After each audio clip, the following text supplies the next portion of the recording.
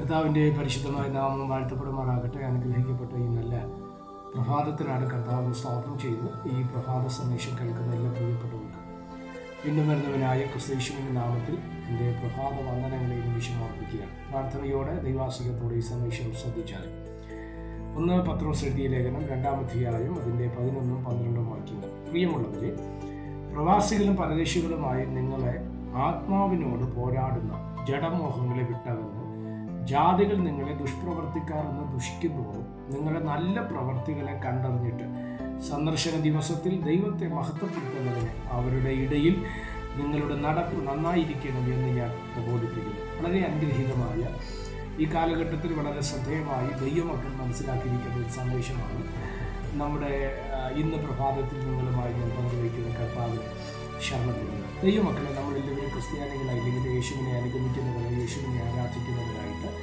നമ്മൾ ഈ ലോകത്തിൽ ജീവിക്കുന്ന സമയത്ത് കൃത്യമായിട്ട് നമ്മൾ പാലിച്ചിരിക്കേണ്ട ഒന്നാണ് മറ്റുള്ളവരുടെ മുമ്പിൽ അല്ലെങ്കിൽ ദൈവത്തെ അറിയാത്തവരുടെ മുൻപിൽ നമ്മൾ മാതൃകയോടെ ഇരിക്കുക എന്നുള്ളത്. നമ്മളെ കാണുന്നവർ, നമ്മളോട് ഇടപെടുന്നവർ, നമ്മളെ അറിയുന്നവർ കർത്താവിനെ അറിയത്തക്ക രീതിയിൽ നമ്മുടെ പ്രവൃത്തികളെ, നമ്മുടെ ഇടപെടലുകളെ, നമ്മുടെ സംസാരങ്ങളെ ക്രമീകരിക്കേണ്ടത് ഏറ്റവും അത്യാവശ്യമാണെന്ന് നമ്മൾ തിരിച്ചറിയണം. ഇവിടെ നിങ്ങൾ ശ്രദ്ധിച്ചേ, സ്തോത്രം, നമ്മൾ ആരൊക്കെയാണെന്ന് ഇവിടെ പറഞ്ഞു. നിങ്ങൾ പ്രവാസികളും പരദേശികളുമാണ്. അപ്പോൾ നമ്മളിവിടെ ആരാണ്? 1 പ്രവാസികളാണ്, 2 പരദേശികളാണ്. ഇത് രണ്ടിൻ്റെ അർത്ഥം നമുക്ക് മനസ്സിലാക്കാം. 1, ചുരുക്കത്തിൽ പറഞ്ഞാൽ ഇവിടെ നമ്മൾ സ്തോത്രം സ്ഥിരവാസികൾ അല്ല. ഈ ലോകം നമുക്ക് ശാശ്വതം അല്ല. നമ്മുടെ വീട് വേറൊന്നാണ്, അല്ലേ?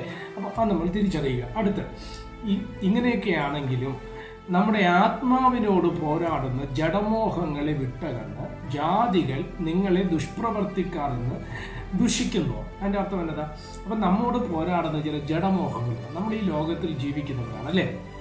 എത്ര നല്ല സ്തോത്രം അല്ലെങ്കിൽ കാർണറ്റോ ഇല്ലെങ്കിൽ പ്ലൂട്ടോ വായിക്കുന്നവനാണെങ്കിലും സ്തോത്രം അവൻ്റെ മുൻപിൽ സ്തോത്രം പുളിയുള്ള എന്തെങ്കിലും കഴിച്ചാൽ ഇല്ലെങ്കിൽ ആ ഒരു ടേസ്റ്റ് അവൻ്റെ വായിലേക്ക് വന്നാൽ നിശ്ചയമായിട്ട് എത്ര നല്ല വായനക്കാരനാണെങ്കിലും അവിടെ അവൻ പതറിപ്പോകാൻ സാധ്യതയുണ്ട്. അത് തന്നെയാണ് നമ്മുടെ ജഡമെന്ന് പറയുന്നത്, അല്ലേ?